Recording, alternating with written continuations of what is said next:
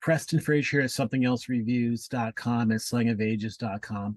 And I have a great opportunity to talk to Rob Meany about his solo work as well as the Terramara work. And Rob, you probably don't know this, but I first heard the album. What was it? Jeez, Ferris Wheels Unbound when it came out, and immediately bought that album. I initially had Four Blocks of Hennepin when that came out because I heard you on the Inside Music cast. So that must have been around early 2000s, 2005 or so. That's And about right. Yeah. Four Blocks of Hennepin is just a wonderful album. And of course, that was your second group album of Terramara.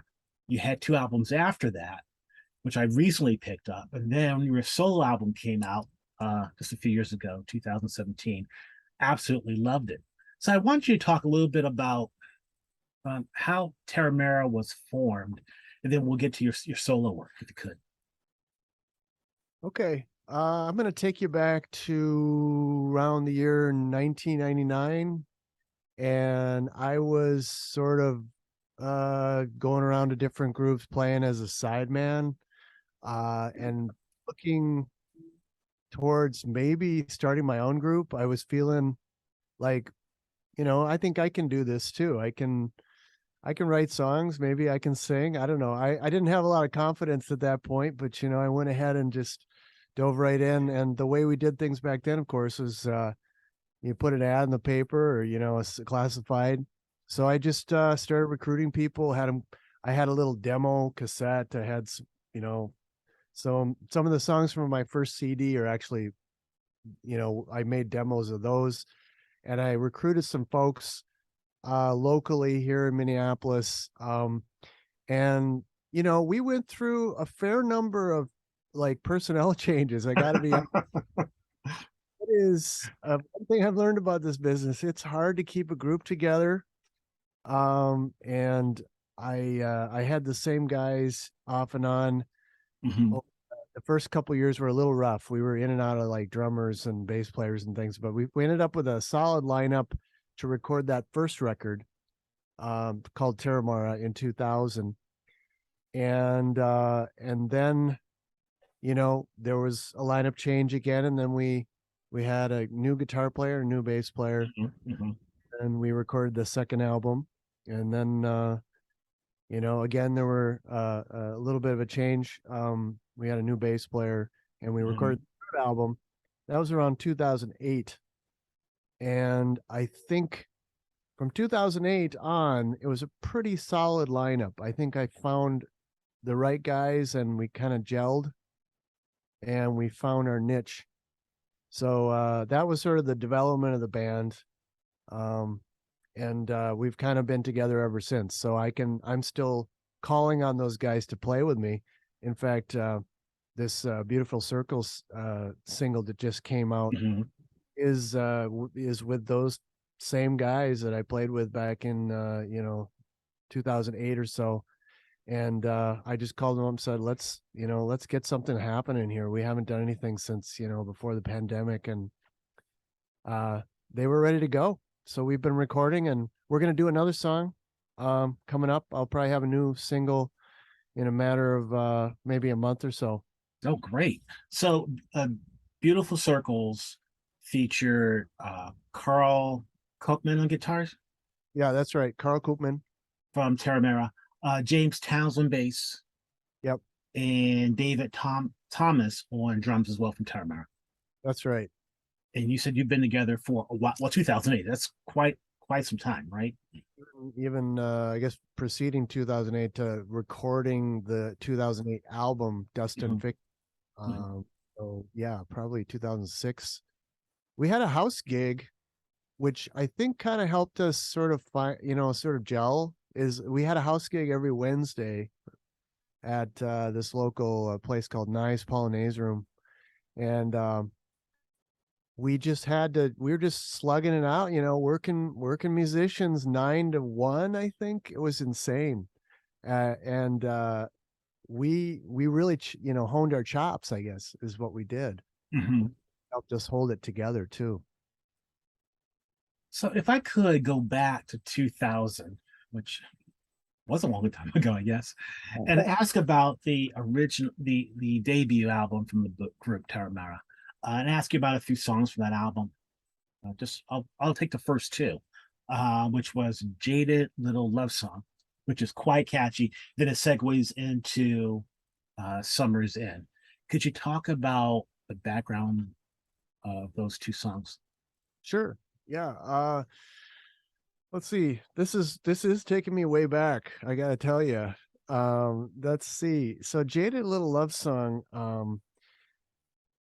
I think there wasn't a particular inspiration for that. I like to tell my wife that not all the songs are autobiographical. It's not related to this or that relationship, but you sort of put Hmm. in the as the narrator of someone's relationship, so it's fictional or not. So I think it was I don't know, maybe someone, I guess the narrator in this case was maybe kind of fed up with the way things were going, and he'd been through a lot of relationships, and maybe he's getting a little older and was losing patience with the dating scene.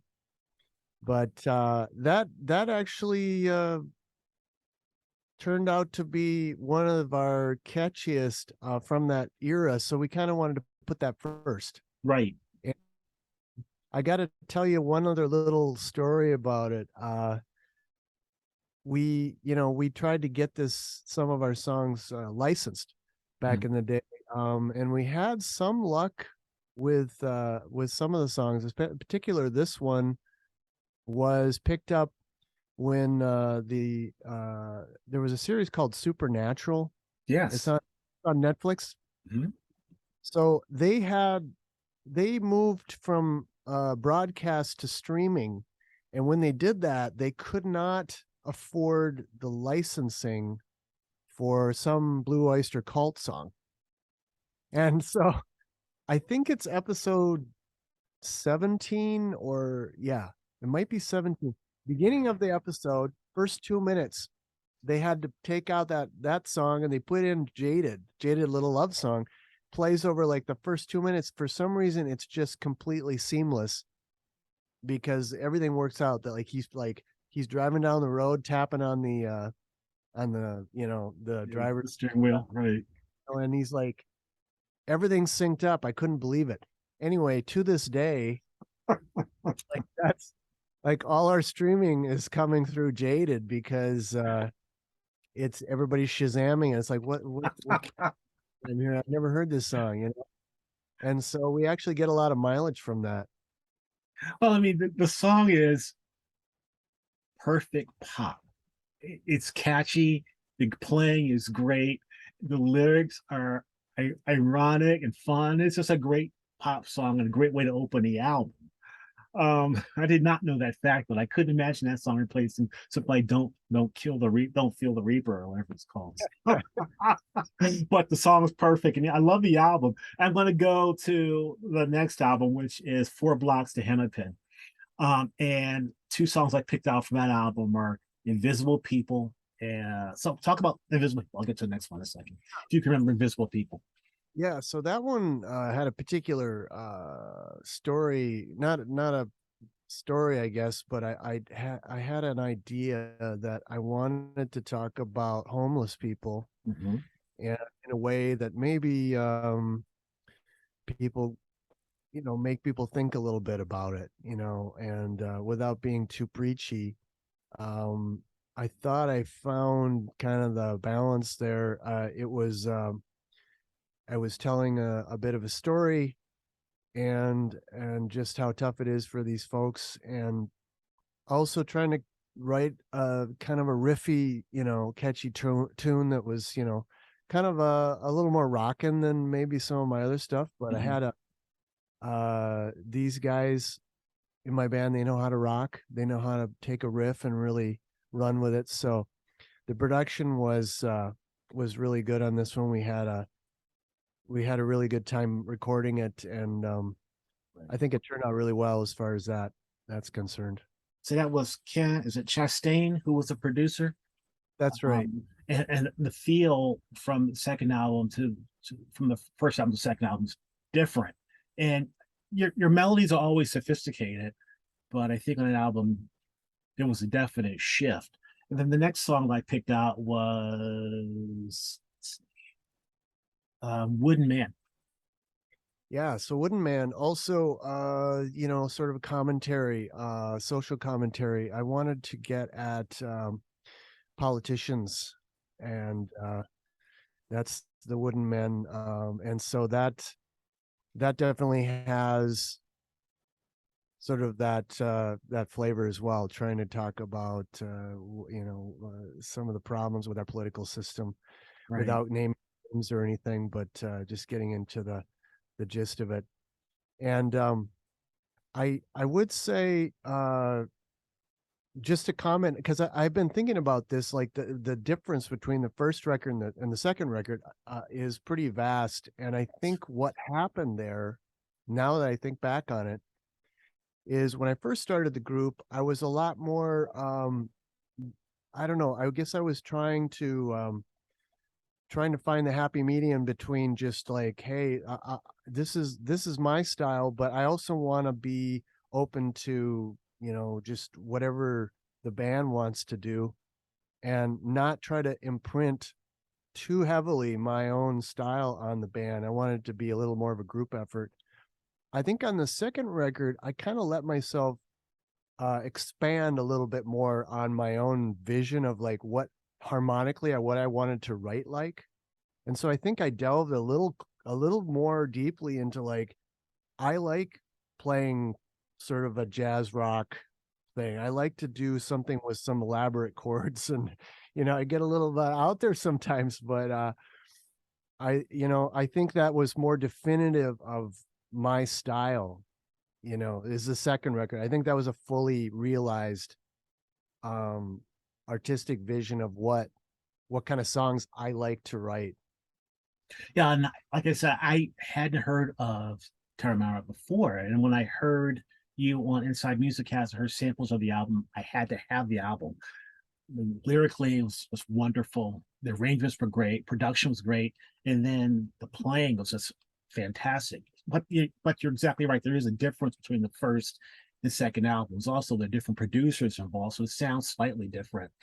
The third album I'm not that familiar with. That was Dusted Fiction 2008. But listening to that, enjoying that too. And that also has that higher level of sophistication. So if you could, the song All That I Am.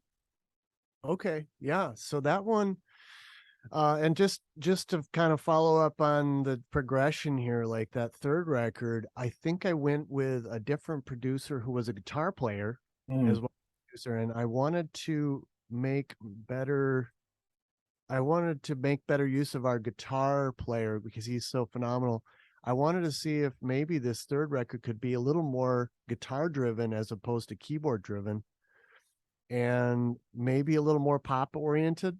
So you'll find some of the songs on that record maybe a little more mainstream pop.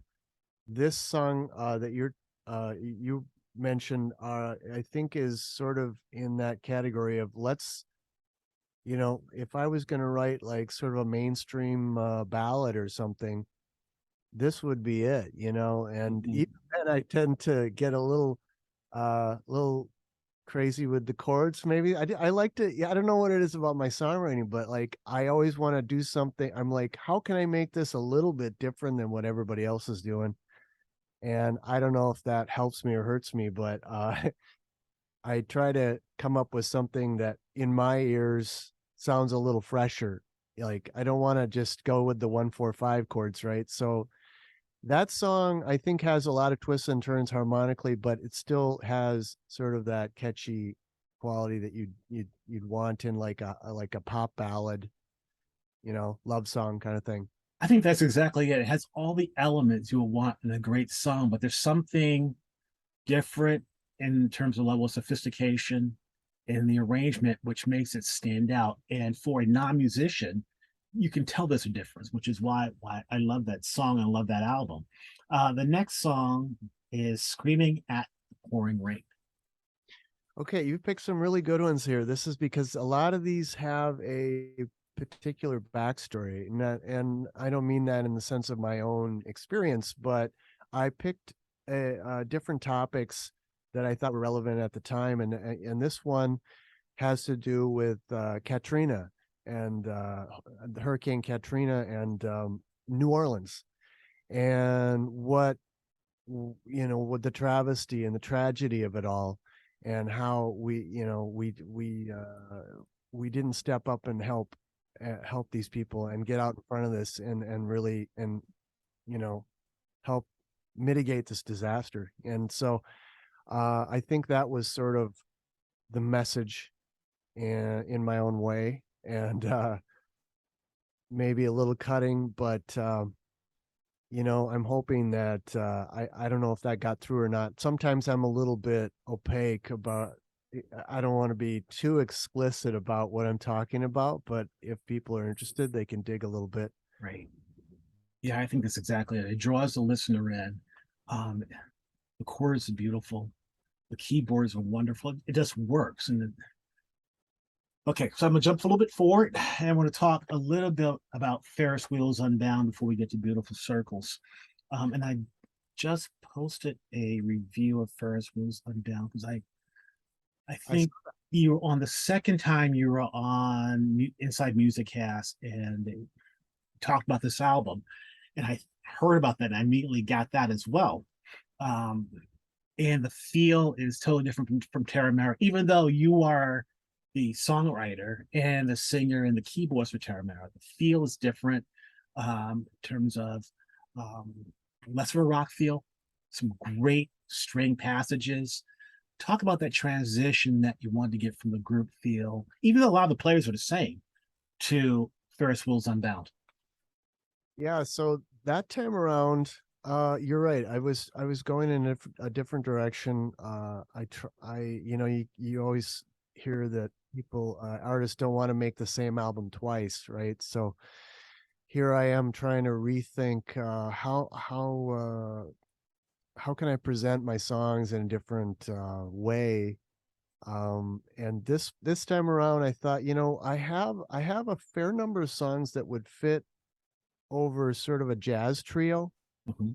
And so I recruited like some real heavy cats that to play bass and drums on this, and then the other half of that, of course, was the strings. And so some of the songs are mostly just me and strings, and I think that was a conscious decision I made, and also my producer Andy Thompson, who I have to really credit a lot on this record, because he sort of distilled down a lot of these arrangements into something very a little more stark, because it can get kind of bloated if you do every idea that you have in your head. So you needed a producer to come in and go, okay, you know what, we're going to cut this down to just these elements, and we're going to make it sing. Mhm. And so I think on that record it was all about the song, and sort of just a few elements that could enhance the song and just keep it really chill. So that's why it's a bit of a sleeper in some ways. Although you did mention the View. View is one of those ones where it's a little bit of a throwback to maybe an earlier Terramara Mhm. with the horns, and it's upbeat, and we've got some crazy stuff going on. That one had actually brought in somebody to do the horn arrangements on that. So that was kind of fun to have somebody else do the arrangements, where I usually did some of that stuff myself. Right. Yeah, the feel is wonderful. But a song like Cover of Snow, Right. I mean, it sounds like Taramara, does it? It sounds like you. It sounds like you. It's a totally different feel than Taramara albums. Well, it's interesting you say that, because there were I think 4 tracks out of the 12 where I actually did have all of the Terramara guys on the recording, Mhm. and that was one of them. So you're actually hearing Terramara. Right. So in that respect, I think you are getting a lot of Carl playing some beautiful guitar parts and everybody else playing their parts. But at the same time, it's completely mellow. We've got the strings coming in. And the interesting thing about that song is actually I wrote that in 36 hours because I was part of a contest. They called us in. I wanted to be part of this contest where it's like they give you a topic, Mhm. you go home, you write the song, you bring it back, and you perform it all within the space of 36 hours. Wow. That was kind of what I was presented with as a problem. And of course, it turned out fine. I was happy with the result. And I think part of what that forced me to do was make a very simple song. It didn't have a lot going on in terms of development, Hmm. but that kind of fit the topic and it kind of fit the story of just, this person kind of the end of a relationship and the changing of the seasons. Yeah, I usually wouldn't equate simple with your compositions because I mean they're lyrically so vivid, even if you're not being direct in your subject matter. Um, Forms a vision up here. And the arrangements seem perfect. And the fact that you wrote that in such a short period of time is just absolutely amazing. It just sort of makes you think, well, I could have somebody cracking the whip every day on me. I mean, maybe I'd get more done, if I had line every day. I'd have a song every couple of days, maybe. Who know? I don't know if they'd be any good, but. So you talked a little bit about the upcoming single, which will be out in a few weeks. And you have the single Beautiful Circles, which came out a few weeks ago. And that's a change in direction, sort of in that that was self-produced. And was it recorded also in your home studio? Yeah, a lot of it was recorded here, and that I went back to my producer Andy Thompson from the Ferris Wheels album, and I said, "Hey Andy, if I put this thing together, can you mix it?" And he said, "Fine, I can do that." And so just get me all the tracks, and I'll try to make some sense out of it. So I had everybody come over here and do their parts, and then we went to a local studio to get the drums. Okay. And so it was the Terramara guys back together after a long hiatus here, and we basically delivered that to Andy, and he Mhm. did his magic on it. And I really got to give him a lot of credit for how that sounds because it really turned out well in his hands. So is that the direction sound wise you think? Well, maybe let me back up a little bit. Are you planning an album, another solo album in the near future? I think an album is definitely like I have the songs right now to put out an album. This day and age seems to be all about putting out singles and putting out on a consistent basis. So I may try that for a while and Right. then I decide let's just do an album. But for now, I'm looking at trying to put out a single every 6 weeks or so. Oh, Uh, fantastic. we'll see how that goes. I'm kind of a little behind schedule on the second one here, but I think there's this idea of maybe repackaging all the singles into an album. Uh, it's kind of like a wild west out there right now. I don't know exactly how best to present myself, but I do like the idea of a cohesive album. I've always enjoyed albums. I gave you my top 5 list, and those are all records where I could listen to from start to finish, and you kind of like one of a piece kind of records. Yeah, I mean that makes sense.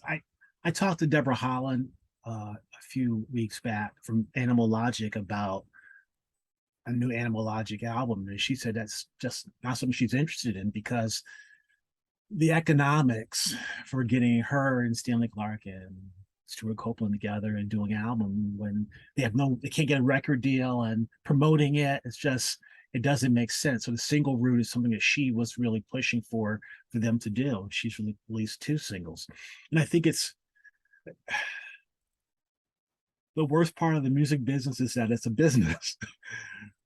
But artists need to be paid for what they do, and they do. And if it's not economically feasible to do an album, very fortunate to have a Rob Meany single. Absolutely, that's better than not having.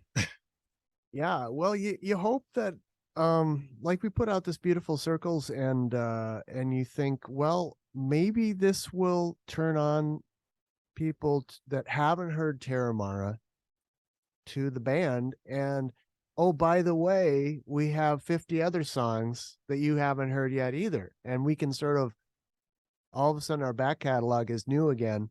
Mhm. Maybe we can, capitalize on that, or I'm just hoping, it just comes around to the point where we can reach all of the fans that I think we would like us, which I don't think we've even scratched the surface. No, not at all. No. So you are based out of Minneapolis. Are you in St. Paul? I'm in Bloomington's kind of south of Minneapolis. Okay. So your players from Terramara are all that area. And you've been doing a lot of gigs recently too, right? Yeah, there's been a pretty good run of solo shows, and then I took a break. I don't have anything until May. I'm going to try to do a lot of recording then right Okay. now. I'll be back into the outdoor season will hit, and we're going to try to get out and play a lot, but I'm sort of trying to figure out my live situation too, because I do a lot of gigs, but a lot of these gigs are just money gigs where I'm playing a lot of covers, which is fine. And I don't mind doing it. I throw in a lot of my originals along the way. So I do get some new fans that way. Mhm.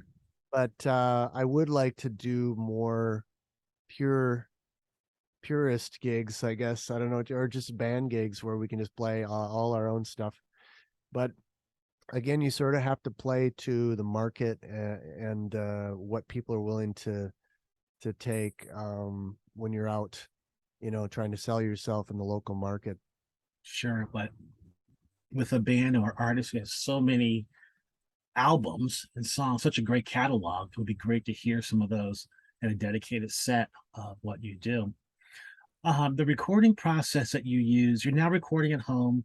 What is your home rig in terms of your keyboard setup?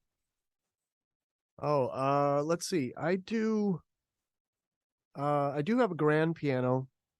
Excuse me, a baby grand, not a grand. Baby grand is my main instrument. It's out in the other room.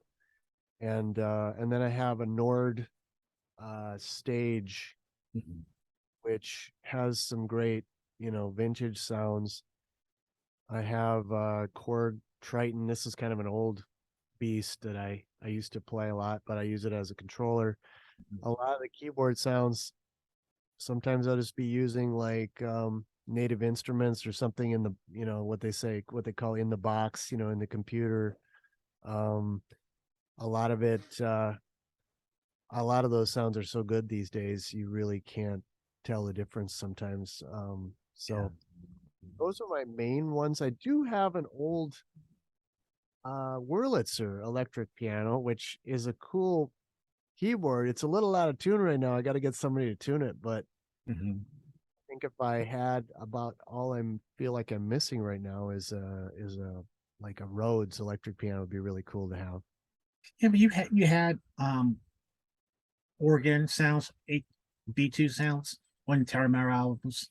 You have some Fender Rhodes. So, I mean, I was asking David Page about this too. No one's gonna know. You know, you know. The listening public will hear that. They'll hear Rhodes on your album, and for them, it's a Rhodes. even if it's not a Ritz. Doesn't matter. It matters how, for recording. Right. So, Right.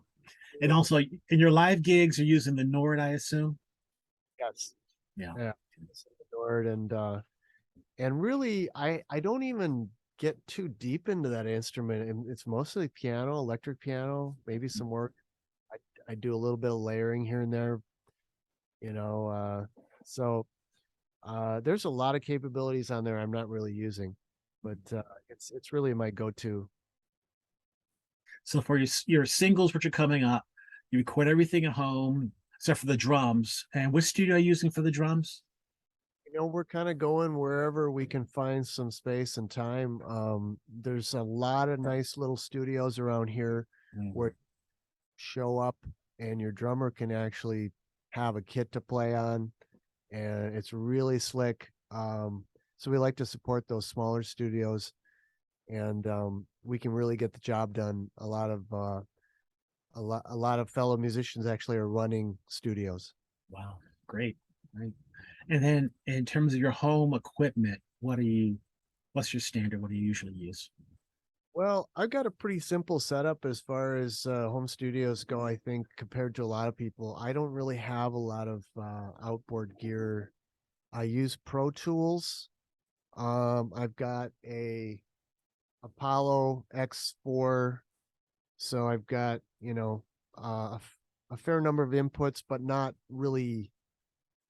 I don't really need any more than two at a three, four at a time, so that's about right for me. And I'm just doing it on a Mac, and then I just input some of these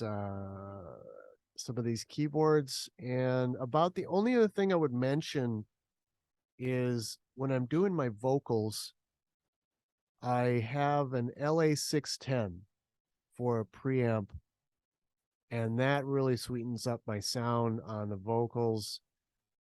And I'm using for mic, I've got that AT 4050, which is kind of a generic one, but it's kind of a versatile one. It's really good for vocals, and that is pretty much my chain. I don't really I kind of rely on having a really good person mixing. I think it's so important to me. Um, although I've toyed with the idea of, it's like, well, what if I tried to do everything myself and just, you know, kind of a do-it-yourself album? Why not? Mhm. Everybody thinks about that, I'm sure. Yeah, a lot of artists do that. Your albums they all have a great feel.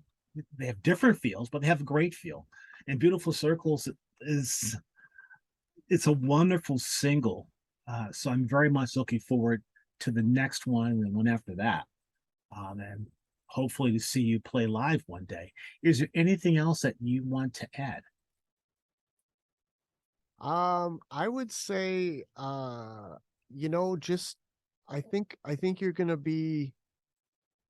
have to sort of keep your mind open on the singles, because I think what's gonna happen is I'm gonna be putting out a lot of different sounding songs. It's like Beautiful Circle sort of sets us up to be, hey, it sounds like we're going back to the Terramara days, right? Of the Mhm. 2005 or something. And I do want to put out more songs like that, but you might end up with a single in a few months that's just me on guitar or something. But I think people are going to like the variety too. You know, I think it's all going to sound like Rob Meany, and hopefully, if I can get Terramar guys on all these songs, I would do that. Some of them I might go to somebody else and say, hey, let's do something with a different vibe. But I think it's going to be a real variety of sounds from me. Well, I think that's wonderful. Like I said, the Tarahumara albums are fantastic. First Wheels Unbound is just it's amazing, and then the single's great. So I'm looking forward to what you're going to be producing over the next several months. I appreciate your time, Rod. Thank you. It's good to be here. Thanks.